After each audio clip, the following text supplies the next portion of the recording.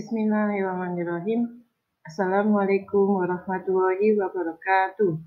Selamat pagi anak-anakku kelas 5 yang soleh dan solehah.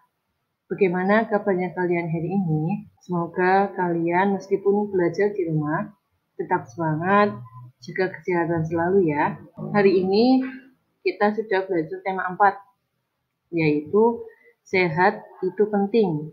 Nah, sesuai dengan tema ini, kalian harus selalu menjaga kesehatan. Sebelum pembelajaran dimulai, alangkah baiknya kita berdoa terlebih dahulu ya. Bismillahirrahmanirrahim. Allahumma inni as'aluka ilman nafi'a wa rizqan thayyiba wa amalan mutaqabbala. Raditu billahi rabba wa bil islami dina wa bi muhammadin nabiyya wa rasula. Rabbi zidni ilma warzuqni fahma.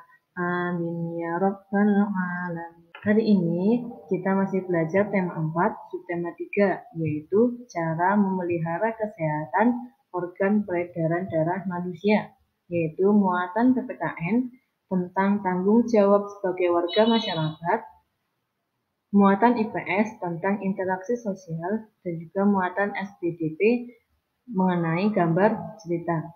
Diperhatikan videonya dan dipahami ya pelajarannya. Semangat untuk kalian semua. Yang pertama ada muatan PPKN, yaitu mengenai manfaat gotong royong sebagai bentuk tanggung jawab warga masyarakat. Nah, perhatikan ini. Ini ada gambar mengenai kegiatan gotong royong membersihkan lingkungan.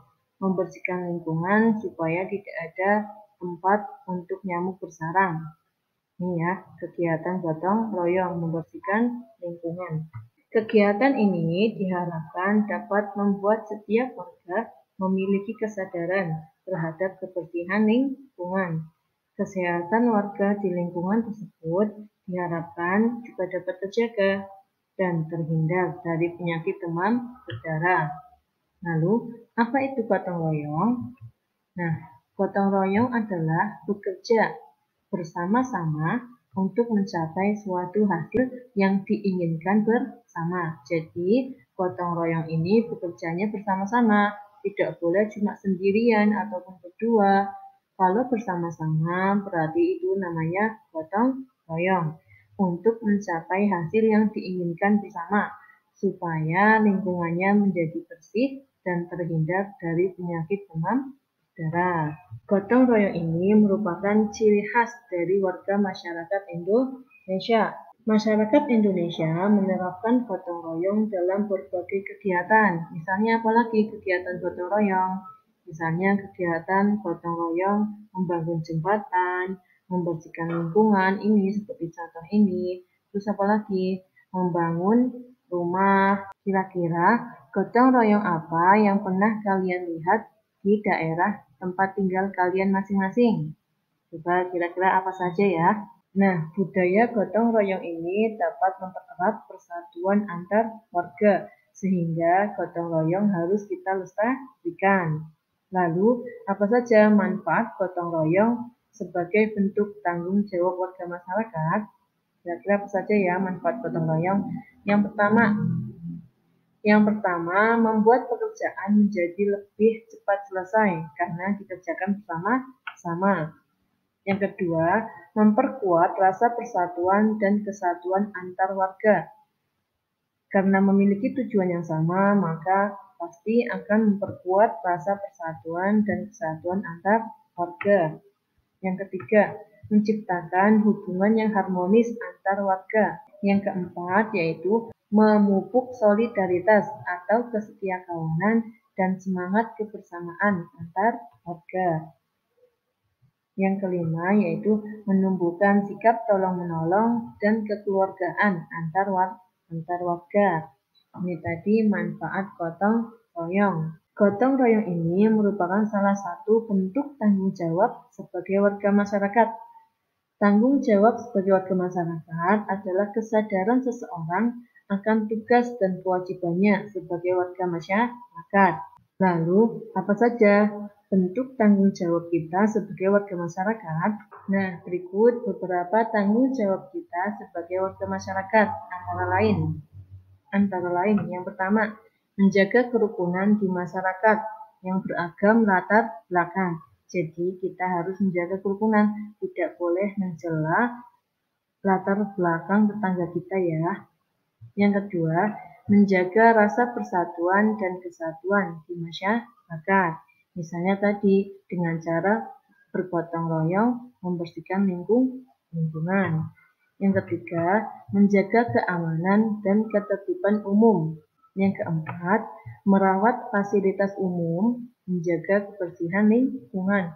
Fasilitas umum ini tergantung di mana kalian tinggal. Misalnya, di tempat kalian ada taman, ada tempat sampah umum, ataupun tempat bermain, maka kalian sebagai warga sekitar tidak boleh merusak fasilitas umum tersebut, harus dirawat dengan baik. Yang kelima, mengikuti musyawarah warga dan menerima hasil musyawarah dengan lapang dada, serta melaksanakannya dengan penuh rasa tanggung jawab. Jika ada musyawarah di lingkungan kalian, maka kalian harus ikut serta menerima hasil musyawarah tersebut dengan lapang dada dan melaksanakan hasil musyawarahnya dengan penuh rasa tanggung jawab.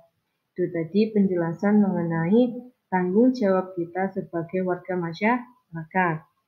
Bisa dipahami ya. Selanjutnya yaitu mengenai hak, kewajiban, dan tanggung jawab sebagai warga masyarakat.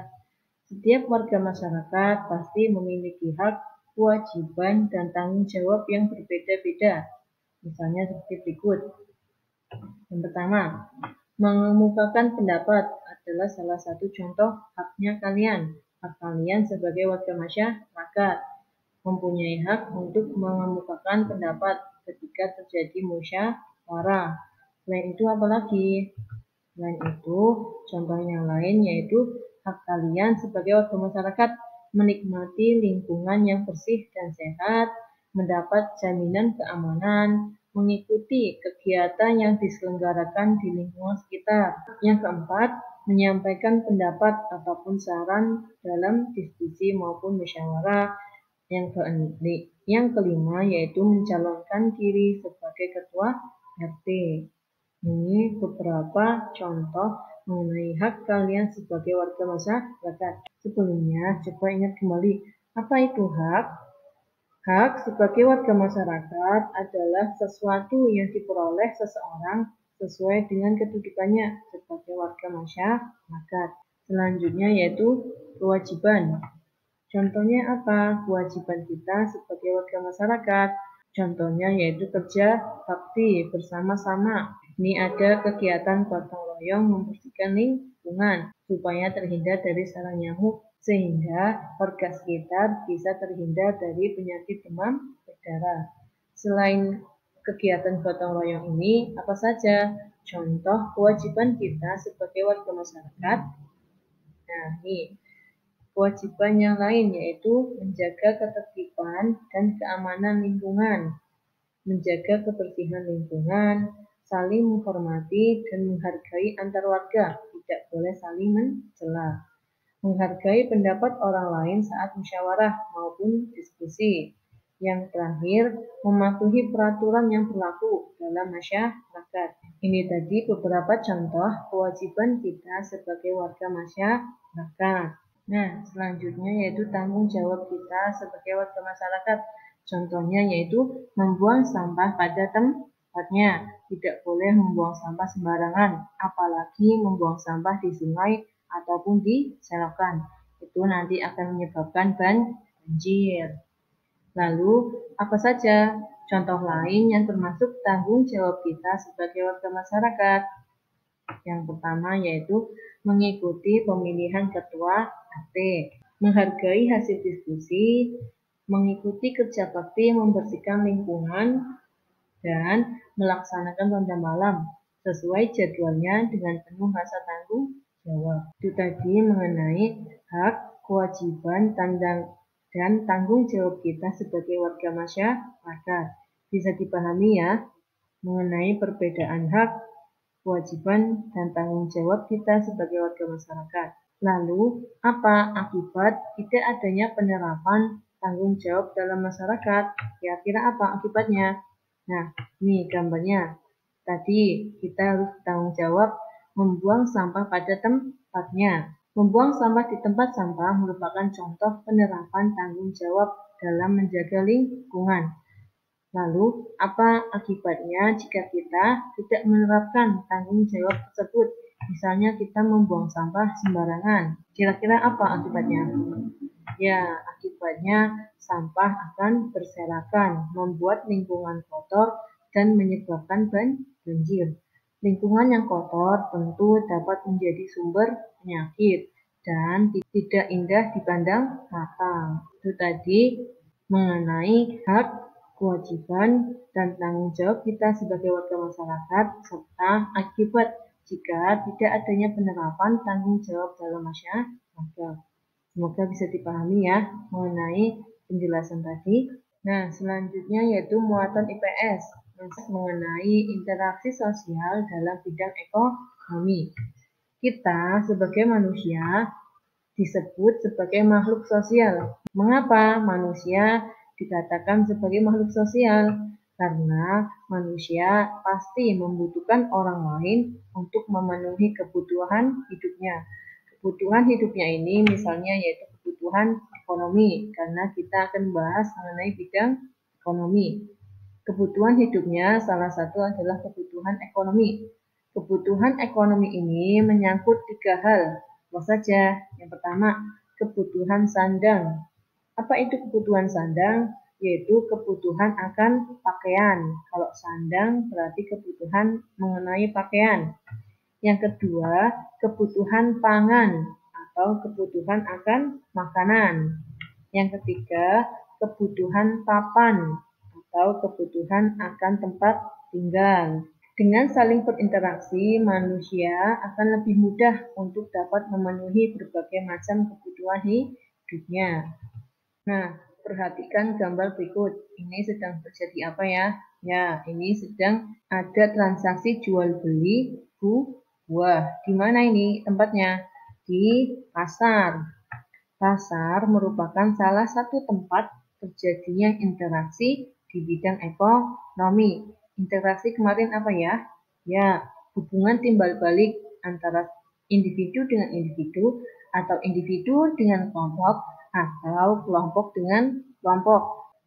Transaksi jual beli dengan pedagang buah ini merupakan contoh interaksi dalam bidang ekonomi. Ini kegiatan jual beli buah ini di pasar adalah salah satu contoh interaksi dalam bidang ekonomi. Kira-kira apalagi contoh mengenai interaksi dalam bidang ekonomi? Coba apa saja? Ya, misalnya lagi masih di pasar. Transaksi jual beli beras di pasar. Selain di pasar, apalagi tempatnya dalam bidang ekonomi? Ya, di toko atau warung. Misalnya kalian membeli gula pasir di warung tempat tinggal kalian. Atau ada lagi, misalnya kalian beli es krim di mana? Di Alfamart atau Indomaret. Transaksi jual beli ini adalah contoh interaksi dalam bidang ekonomi. Selain transaksi kebutuhan barang, misalnya tadi ada buah, ada gula pasir, ada es krim, yang lain-lainnya, ada juga transaksi kebutuhan jasa atau pelayanan jasa. Kebutuhan jasa juga termasuk interaksi ekonomi. Misalnya kebutuhan jasa, tadi ada ojek online, kalian ingin memesan makanan tapi tidak perlu ke sana, cukup memesan lewat Gojek online, itu juga termasuk kebutuhan jasa atau pelayanan jasa. Ini tadi mengenai interaksi sosial dalam bidang ekonomi. Semoga bisa dipahami ya. Jadi selain kebutuhan barang, ada juga transaksi kebutuhan jasa. Selanjutnya yaitu interaksi sosial dalam berbagai bidang. Manusia dalam melaksanakan interaksi sosial itu dilakukan dalam berbagai bidang. Interaksi tersebut terjadi karena adanya beberapa faktor. Nah, apa saja? Misalnya, interaksi dalam bidang sosial budaya. Kita sudah pernah membahasnya ya. Faktornya yaitu kita harus dapat beradaptasi dengan lingkungan agar keberadaan kita dapat diterima. Karena biasanya manusia ini hidupnya berkelompok dan juga bermasyarakat. Jadi dalam kehidupan bermasyarakat ini kita harus beradaptasi dengan lingkungan agar keberadaan kita dapat diterima. Adaptasi tersebut meliputi perilaku, aturan yang berlaku dalam masyarakat tersebut, terus ada norma dan juga adat istiadat yang berlaku di lingkungan tersebut. Nah, seseorang akan diterima sebagai warga yang baik apabila mampu menyesuaikan dan melakukan norma-norma tersebut sesuai dengan lingkungan tersebut. Yang kedua, ada interaksi dalam bidang pendidikan. Kira-kira faktornya apa? Nah, interaksi dalam bidang pendidikan diperlukan agar proses belajar mengajar dapat belajar dengan baik. Ini juga kita sudah membahasnya. Misalnya, contoh interaksi dalam bidang pendidikan yang ada di kelas. Contohnya, mendengarkan penjelasan guru, berdiskusi antar siswa, itu juga termasuk interaksi dalam bidang pendidikan. Selanjutnya ada juga musyawarah dalam pemilihan ketua kelas, itu juga interaksi dalam bidang pendidikan. Jadi faktornya supaya proses belajar mengajarnya dapat berjalan dengan baik. Yang ketiga, interaksi dalam bidang ekonomi. Tadi yang kita sudah bahas, faktornya yaitu masyarakat dapat melakukannya dengan transaksi jual beli. Karena keragaman kebutuhan manusia itu beragam. Misalnya, tadi ada barang, ada juga jasa. Seperti itu. Jadi ada transaksi jual beli untuk memenuhi kebutuhannya.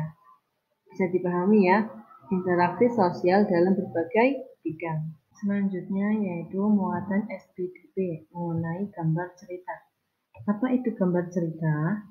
Nah, gambar cerita adalah gambar yang terdapat pada sebuah karya tulisan, misalnya di bagian majalah, surat kabar, ataupun di bagian komik. Apa fungsi gambar cerita? Yaitu untuk memperjelas, menegaskan, dan juga memperindah suatu cerita. Seperti apa sih contohnya gambar cerita? Nah, seperti ini.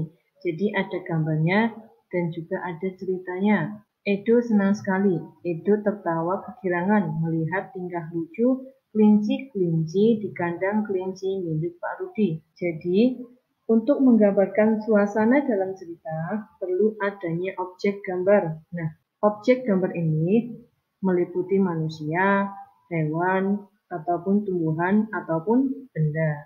Nah, bagaimana langkah-langkah dalam membuat gambar cerita? Yang pertama, menentukan ide atau gagasan. Ide atau gagasan ini meliputi tema dari cerita tersebut, tokoh, karakter tokoh cerita tersebut, suasana, dan juga latar cerita atau tempat cerita. Yang kedua, membuat sketsa. Sketsa adalah rancangan gambar. Nah, sketsa ini dibuat menggunakan pensil.